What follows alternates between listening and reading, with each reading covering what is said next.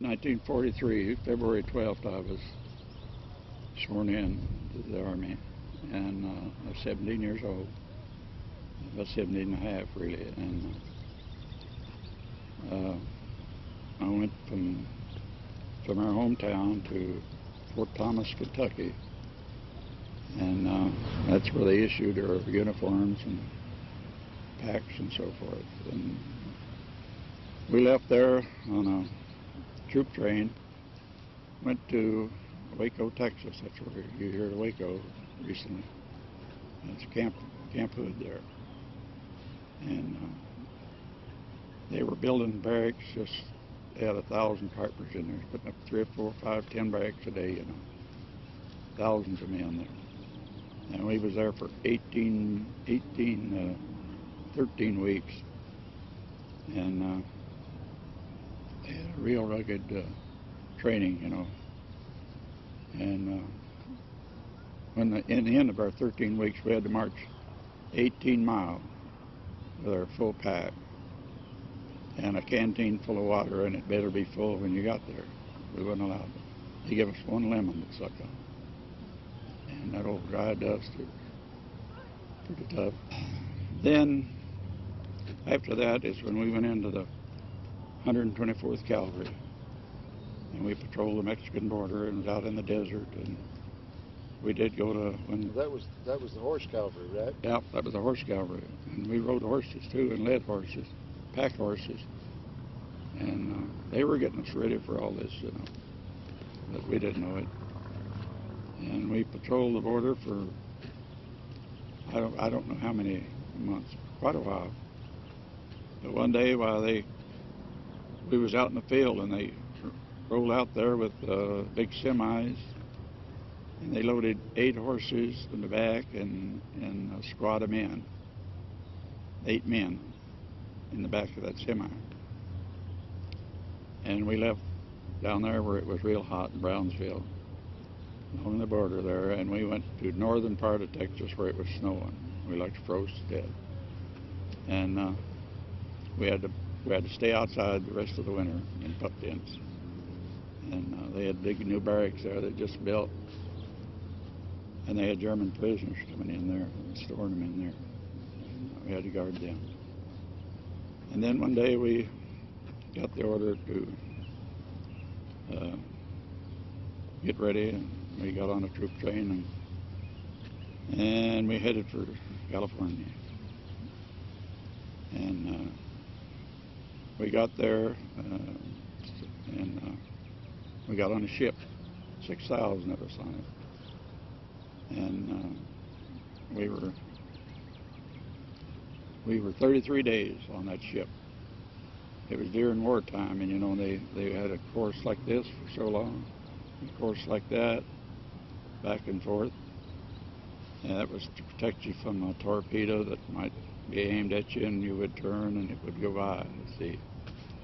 But it took us 33 days on that ship, and we crossed. Did you know where you were going? No way. We woke up one morning and we was docked in Bombay, India. And we got out on deck and looked, and there was people who looked like they had sheets wrapped around them, you know how they dress over there, walking the streets. And some laying on the streets, sleeping. And they loaded us on a train then, and across India we went. And we went to a place called Ramgarh, India. And General Stilwell had been run out of China, and he come back there into India.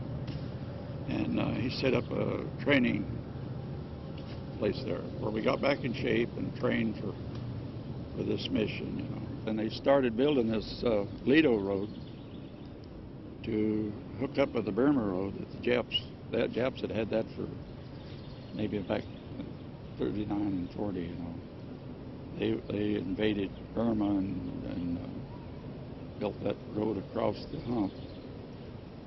And if we could open that road, and they'd get this Lido road finished. It took them a long time to do that.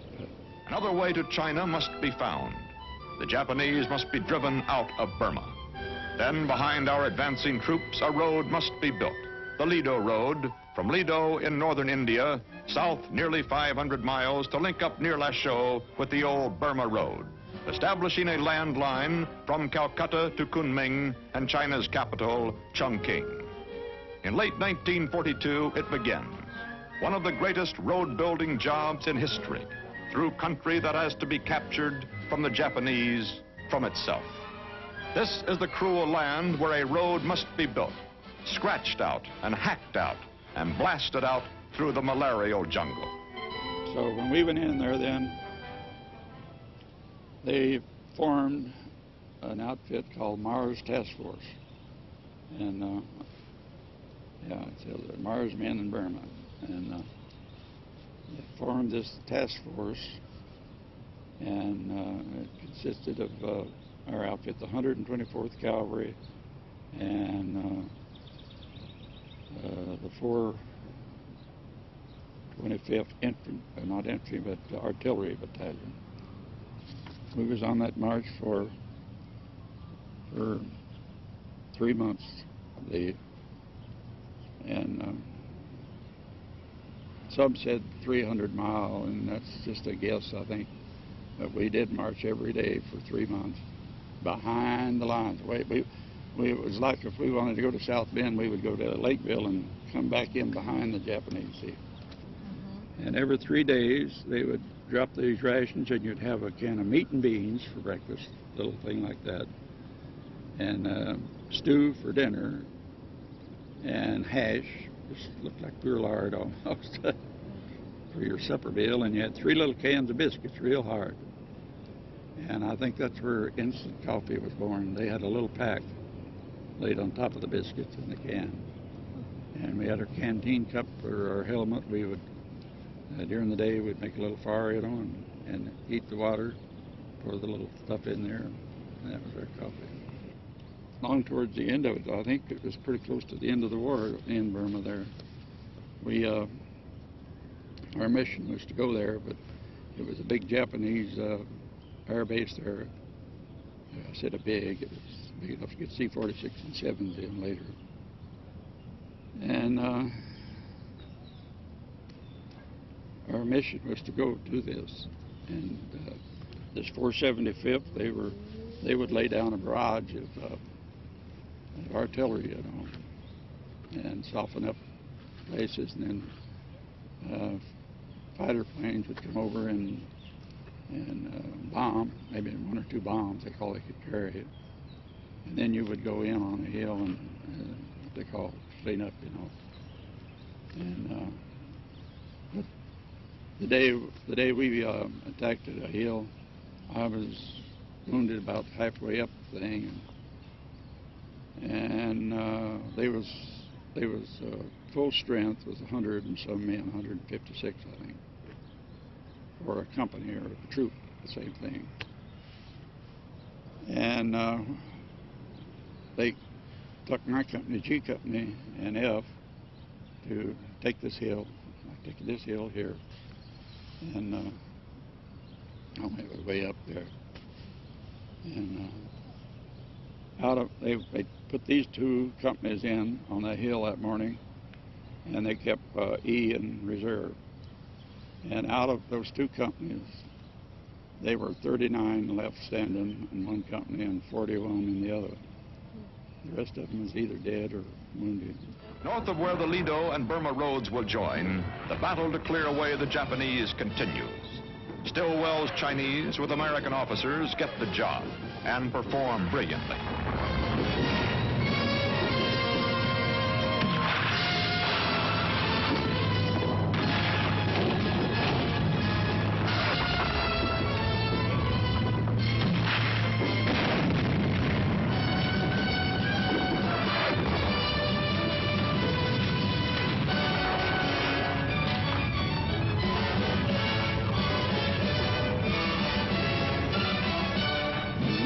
We were supposed to attack this hill.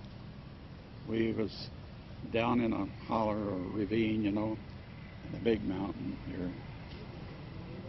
And we went in there, we was down there ready to go at 6 o'clock and had our faces all muddied up and blacked up, and we started the artillery opened up, and the artillery observer got killed right away.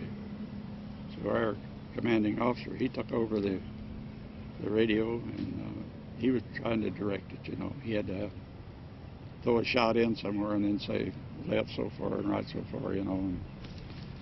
And they were dug in pillboxes, you know, and they'd been there for years, and they just simply just about took all of us down, you know.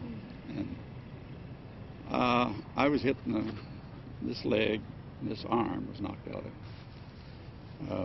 I was leading the squad, and we found a wire.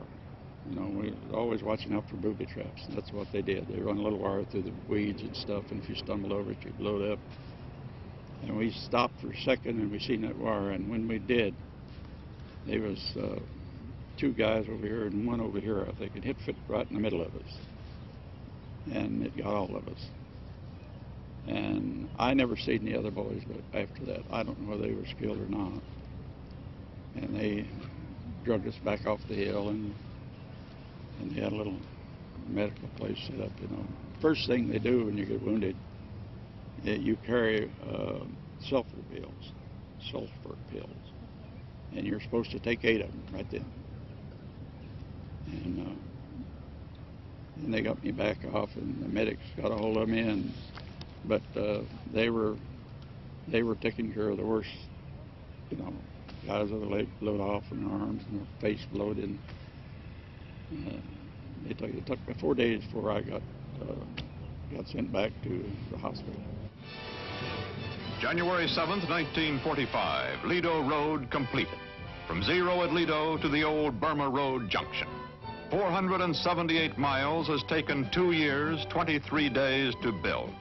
Beyond this, 566 miles of Burma Road leading to Kunming.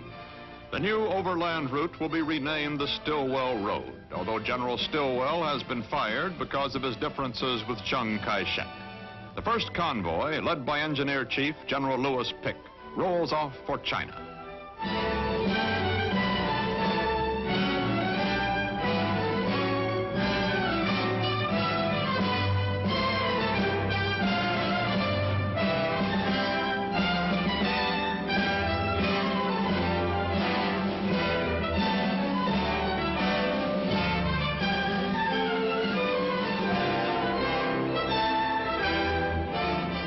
Overhead, transports are now flying 45,000 tons a month to China.